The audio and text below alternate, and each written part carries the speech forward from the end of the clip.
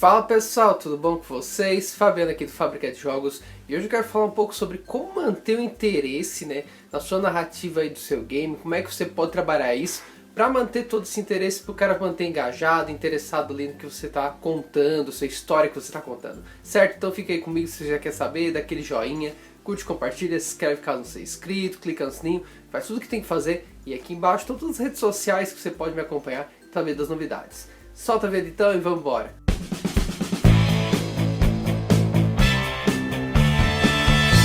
Pessoal, dia 19 de agosto temos aí uma nova condição especial do Game Script Journey. Fica ligado que esse é o meu curso de roteiro para games aí.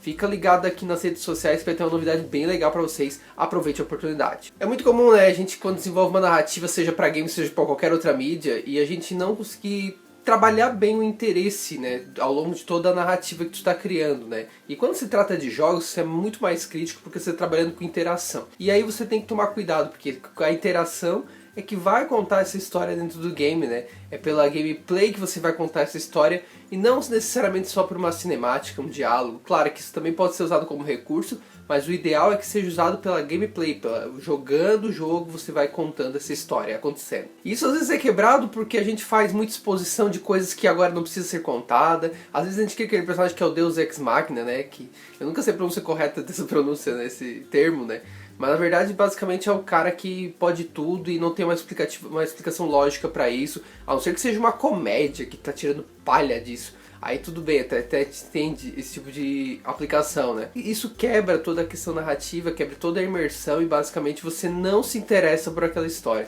Então esse cuidado a gente tem que ter para que a gente consiga manter esse interesse. E aí como é que eu faço então?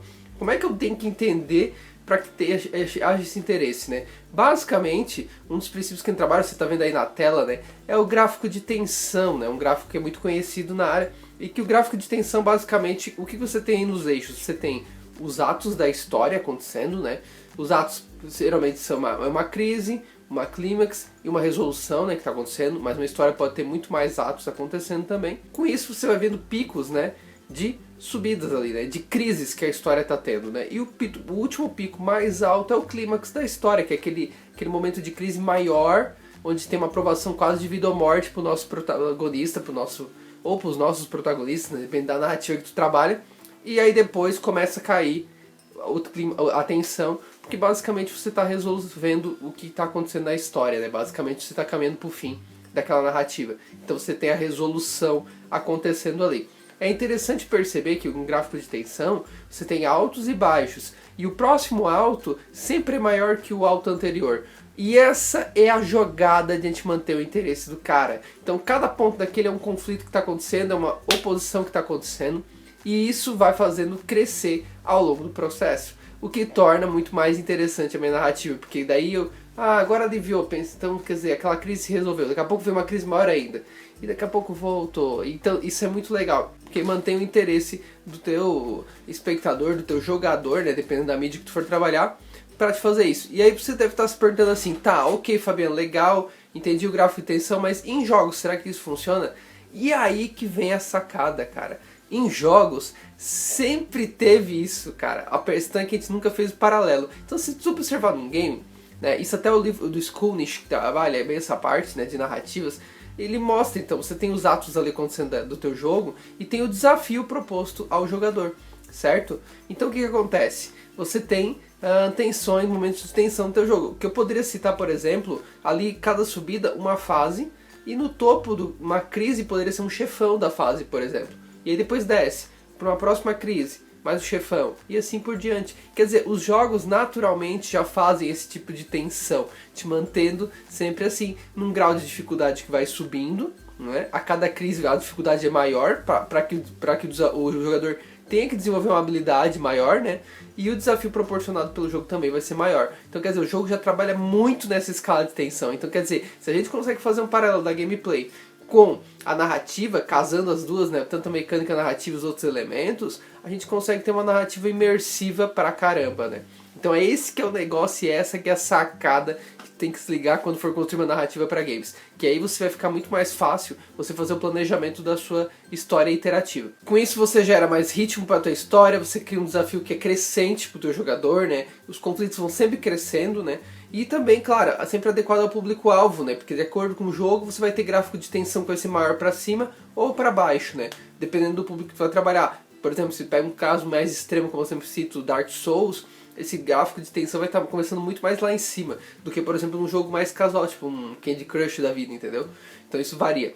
Mas vamos pegar alguns exemplos para entender um pouco sobre isso, sobre esse gráfico de tensão, como é que eu poderia desenvolvê-lo? Por exemplo, se a gente pega um Super Mario clássico, a gente tem isso, né? A gente tem aquele momento de crescimento do Mario, passando cada fase e tal, vai indo, daqui a pouco enfrentou um filho do Bowser. Aí ele vem assim, o gráfico de tensão cai.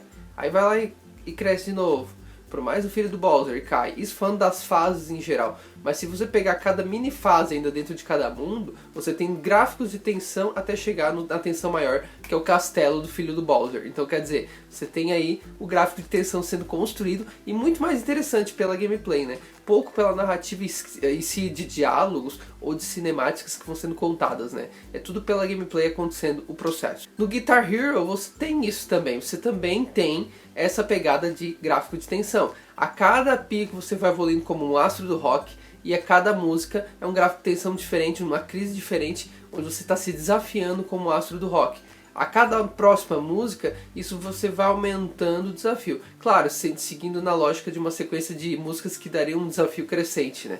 Então quer dizer, você tem uma lógica de crescimento aí acontecendo para você se tornar um astro do rock, que esse que é o negócio do Guitar Hero, né?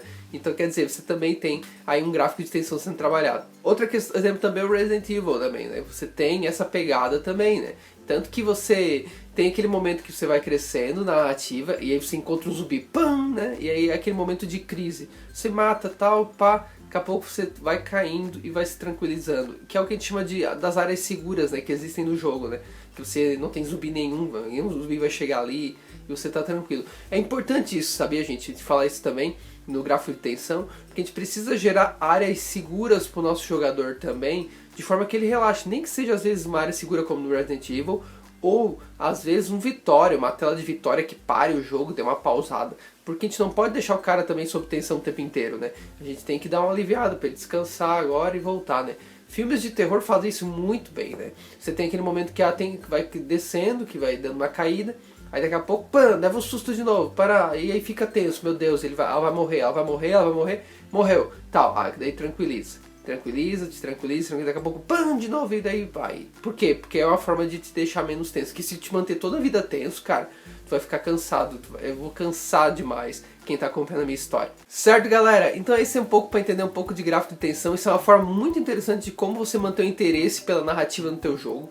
E que, cara, o gráfico de tensão funciona muito bem em mídias passivas, vamos dizer assim, e que em jogos também dá pra fazer um paralelo muito interessante, funciona bem legal. Então se a gente entender isso, a gente consegue construir uma narrativa muito engajada com a mecânica e consegue criar imersão muito legal também. Certo, galera? Se você curtiu, ó, dá aquele joinha pra mim, curte, compartilha e escreve aí nos comentários também que outros exemplos você percebeu o gráfico de tensão acontecendo, que é bem legal trocar essa ideia, tá bom? E curte, compartilha, faz tudo que tem que fazer, cara, tá tudo aqui embaixo, as redes sociais pra me acompanhar, tá? Tem um grupo no Telegram também pra você participar.